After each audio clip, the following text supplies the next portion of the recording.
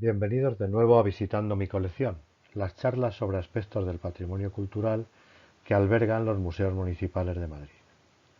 Hoy vamos a hablar de una pieza de la imprenta municipal Artes del Libro, que es nuestro Museo de las Artes Gráficas. Se trata de la recreación de una prensa de imprimir tal y como eran estos artefactos entre los siglos XV al XIX.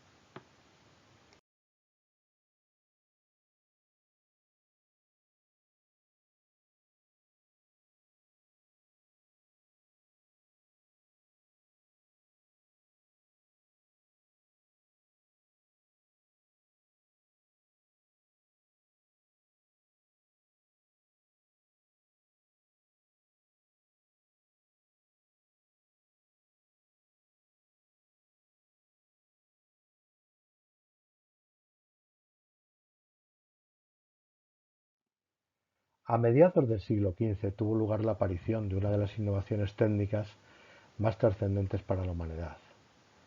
Hasta entonces la transmisión del conocimiento tenía como principal vehículo los textos manuscritos copiados en talleres especializados, monásticos unas veces o, en otras ocasiones, asociados a las universidades que habían ido floreciendo en la Baja Edad Media.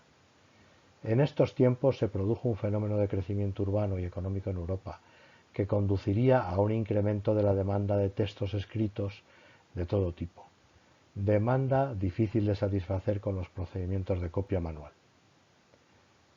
Una técnica de composición de textos con tipos fundidos de metal y su multiplicación mediante entintado y presión sobre materiales como el papel ya se utilizaba en Corea desde el siglo XIV. La presión se realizaba mediante un procedimiento manual directo, sin intervención de artefactos más complejos.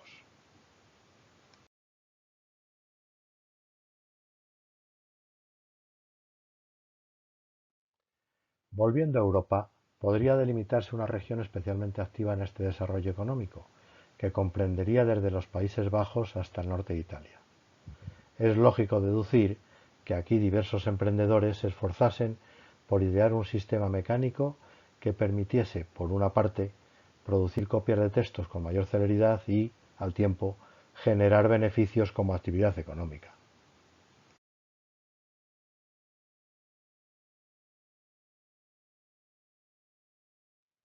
A mediados del siglo XV, en la ciudad alemana de Maguncia, se desarrollará un nuevo invento en esta misma línea, pero más elaborado técnicamente.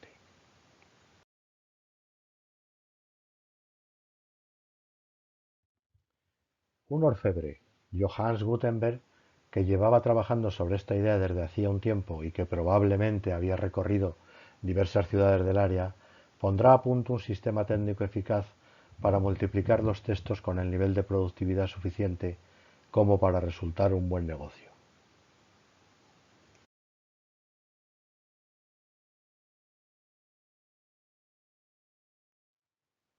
El proceso completo constaba de varias etapas. Era necesario diseñar las letras que había que reproducir en primer lugar.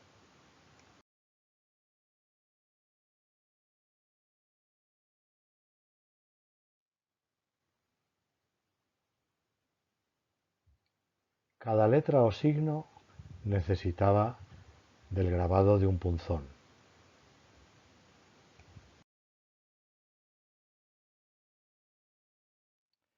El punzón servía para golpear sobre una pieza de cobre, de forma que se creaba una silueta de la letra o signo en vacío.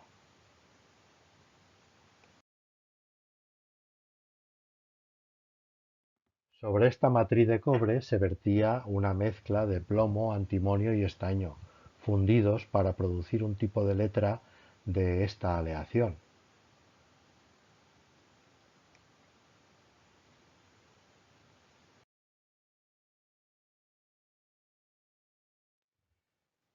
Una vez producida gran cantidad de tipos de todas las letras y de los signos necesarios para hacer textos, se comenzaba a componer las palabras con aquellos. Se formaban de esta forma líneas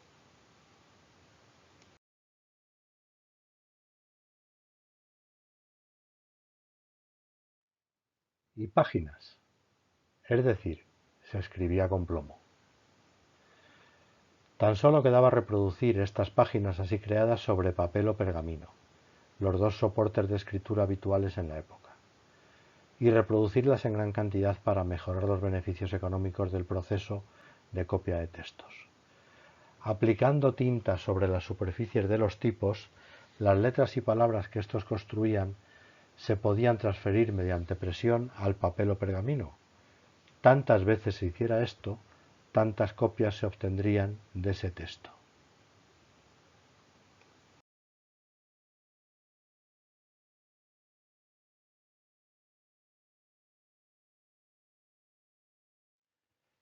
Gutenberg desarrolla para ello un artilugio o ingenio que mecanice las operaciones necesarias. Esa es la primera prensa de imprimir, que junto al proceso de creación y fundición de tipos y de composición de textos constituyen el conjunto de innovaciones que hacen nacer la imprenta.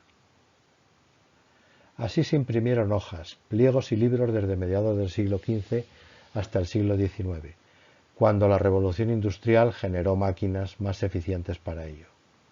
400 años en los que el primitivo invento apenas tuvo modificaciones sustanciales.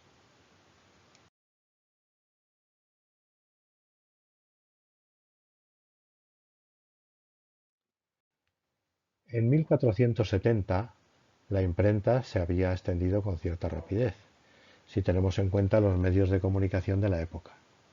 Había llegado a varias ciudades de Alemania, a París, a Roma y a Venecia.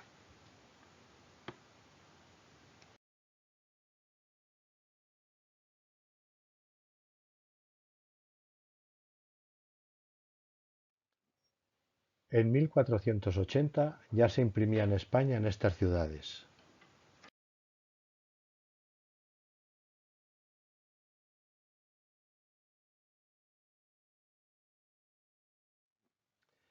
Madrid no contó con imprenta hasta 1566, 5 años después del asiento de la corte de forma permanente. La actividad impresora más importante se localizaba en Alcalá de Henares, donde su universidad aseguraba una demanda constante y suficiente para que floreciesen estos negocios. El taller que dio a la estampa El Quijote es incluso posterior, pues fue el fundado por Pedro Madrigal en 1586, pasando con el tiempo, a partir de la muerte de este, a Juan de la Cuesta, su regente desde 1602. Era entonces uno de los talleres más importantes de la villa, con 6 prensas como la que estamos examinando. La imprenta municipal tiene en su exposición permanente una prensa de imprimir de este periodo, al que los investigadores del libro y de la bibliografía llaman el periodo de la imprenta manual. Se construyó en 2005 con la finalidad de ilustrar el método de impresión del Quijote en su cuarto centenario, formando parte de la exposición Aquí se imprimen libros, celebrada en aquel año en el Museo de San Isidro y comisariada con el cervantista José Manuel Lucía Mejías.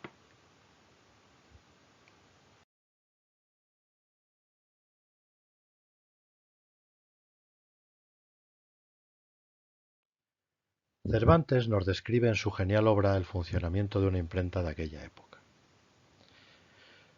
Sucedió, pues, que yendo por una calle, alzó los ojos Don Quijote y vio escrito sobre una puerta, con letras muy grandes: Aquí se imprimen libros, de lo que se contentó mucho, porque hasta entonces no había visto imprenta alguna y deseaba saber cómo fuese.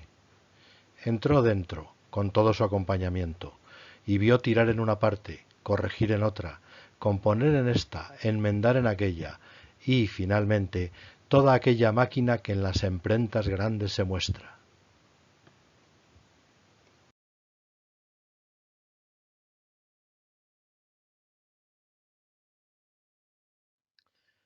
Las prensas de imprimir originales que se conservan son escasas. La fragilidad de la madera, principal material de su construcción, y el uso intensivo a que eran sometidas ha determinado su casi total desaparición. Las más antiguas, en el Museo Plantin Moretus de Amberes, datan de finales del siglo XVII. Para mostrar cómo era la impresión de libros en el siglo XVII necesitábamos tener una ahí, a ser posible, funcionando. Había que construirla. Era necesario realizar un ejercicio de recreación histórica, con ciertas connotaciones de arqueología industrial. Desde ese punto de partida iniciamos el apasionante proceso de investigación y construcción de una prensa de imprimir del siglo XVII, de la prensa con la que se imprimió el Quijote. De las prensas más primitivas tan solo tenemos un número reducido de imágenes que han perdurado a través de grabados de los siglos XV al XVIII.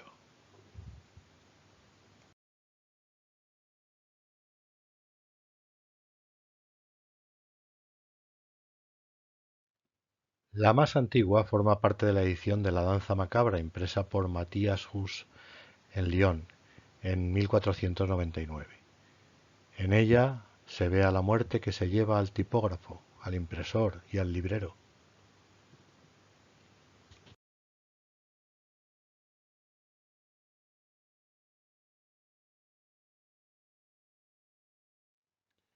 En todas ellas se aprecia la misma estructura, con ligeras variaciones. Aquí tenemos la marca que solía utilizar el impresor José Bade desde 1507.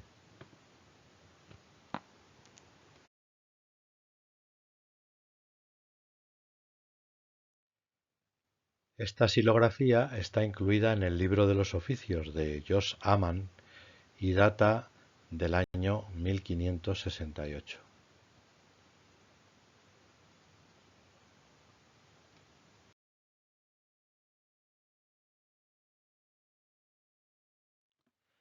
En esta otra estampa de Abraham von Bert aparece el mismo tipo de prensa, ya en el año 1676. Todo ello nos indica que esta máquina no sufrió alteraciones sustanciales durante más de 350 años, como podemos ver en la siguiente ilustración, correspondiente a la Enciclopedia Francesa de 1772.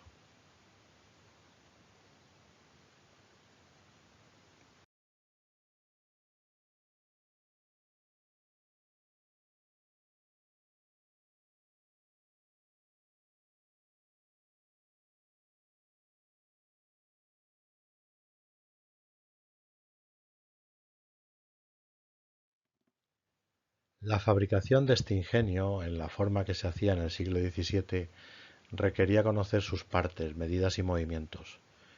También de los materiales de la época y su ensamblaje y comportamiento, cuestión esta última resuelta por Bernardo López Lozano, ebanista especializado en madera histórica y restauración. Había que partir de la materia prima de los impresos, el papel. Su tamaño habitual de fabricación en España, en aquella época, era el pliego de 32 por 44 centímetros aproximadamente. Y ese pliego debía ser el producto final de la prensa, el impreso. Por ello todas sus partes se desarrollaban a partir de esa medida, la del papel y la de la forma tipográfica.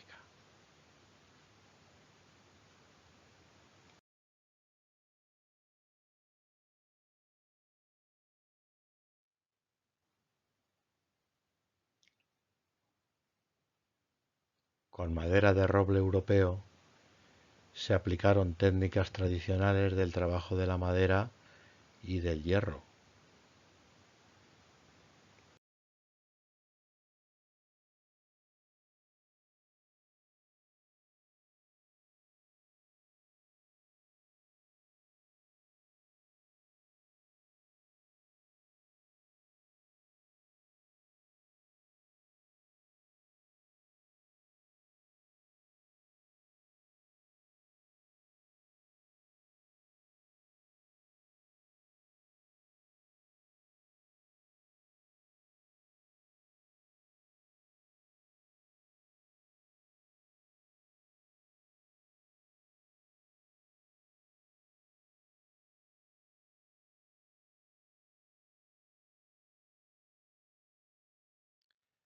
La prensa está constituida por dos partes que podríamos denominar, simplificando, vertical y horizontal.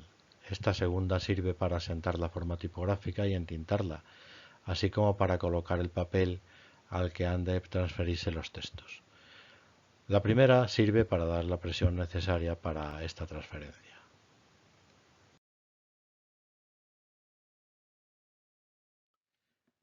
La parte horizontal está constituida por un armazón sobre el cual se desliza una piedra que sirve de asiento a la forma tipográfica.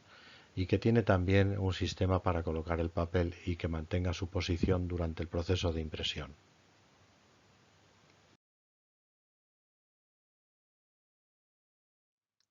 Un apéndice de esta parte lo constituyen los denominados tímpano y frasqueta. El primero sirve de asiento al papel. La segunda sirve para evitar las posibles manchas de tinta en los márgenes de las páginas durante el proceso de impresión.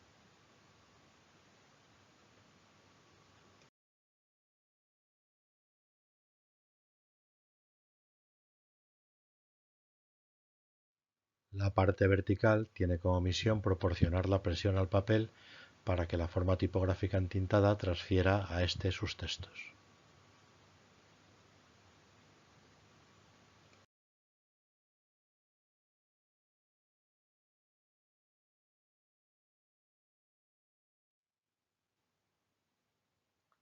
En la primera operación de su funcionamiento, mientras el prensista coloca el papel en el tímpano, el batidor entinta la forma tipográfica con las balas de entintar.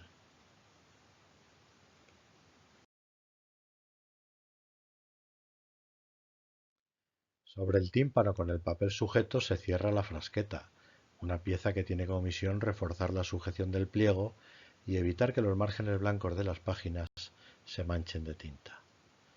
El conjunto tímpano-frasqueta se pliega sobre la forma tipográfica entintada. Todo este conjunto se aloja en lo que se denomina cofre o cajón, que se deslizará hasta quedar bajo la parte vertical de la prensa.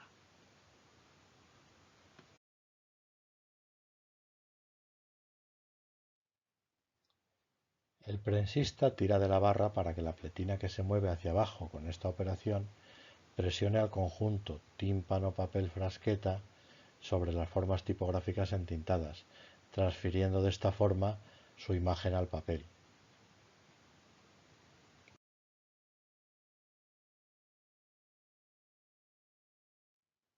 La precisión limitada de la técnica de la época hacía necesario repetir el movimiento, el primero para una mitad del pliego y el segundo para otra.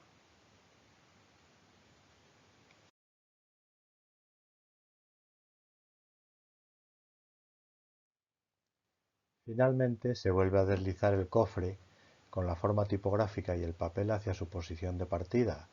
Se despliega la frasqueta y el tímpano y se retira el pliego ya impreso por una de sus caras. Se repetía la operación tantas veces como ejemplares del impreso se iban a realizar, lo que se denomina en el argot de las artes gráficas la tirada. Una vez seca la tinta y cambiada la forma tipográfica por la correspondiente a las páginas de la otra cara del pliego, se procedía de la misma forma. Resultaba así un conjunto de pliegos impresos por las dos caras que, una vez doblados según el formato final del libro, estaban listos para su encuadernación con el resto de cuadernillos.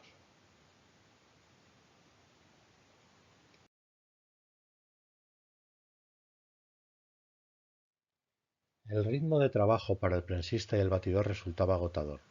Lo habitual era una jornada de 12 horas de trabajo en las que se imprimían 1500 pliegos por las dos caras. Es decir, se realizaban 3000 operaciones de movimiento de la forma tipográfica, el tímpano y el papel, y 6000 tiros de barra. El primer movimiento era especialmente duro ya que la tecnología de la época no permitía un rodamiento sobre la parte horizontal de la prensa, sino que el conjunto, pesado al estar compuesto de una piedra y tipos de plomo, además del cajón o estructura que lo abarcaba todo, se movía por simple deslizamiento sobre una base metálica. A todo ello había de añadirse las operaciones de preparación de la prensa y sus ajustes, ya que estos ritmos de producción provocaban continuamente desarreglos en el artefacto.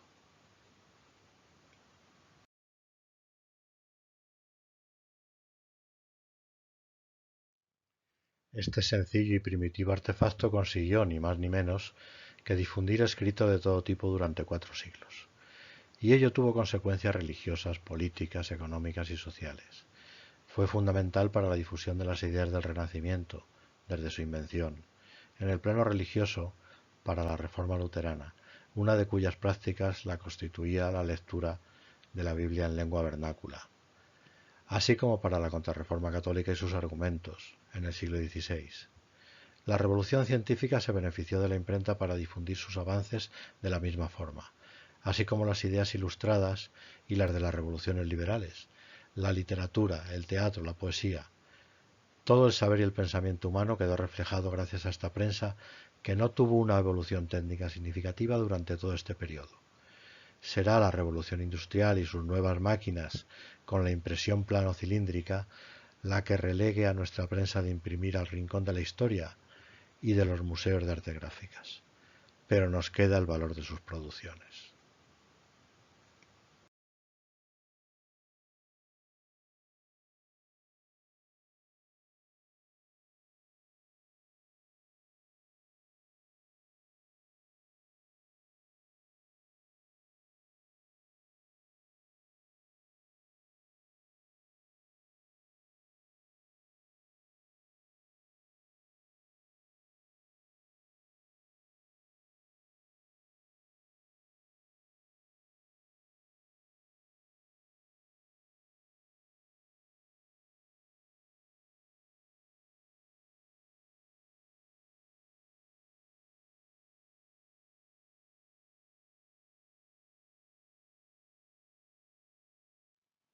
Ahora, como una pieza más de nuestra colección, nos permite tener una referencia visual directa de la imprenta en los siglos pasados.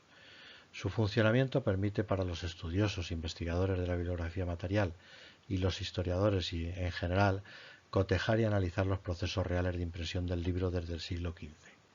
Y, además, contribuye al mantenimiento de las técnicas tipográficas históricas como patrimonio cultural inmaterial, uno de los objetivos de nuestro museo. También vivo, la imprenta municipal Artes del Libro.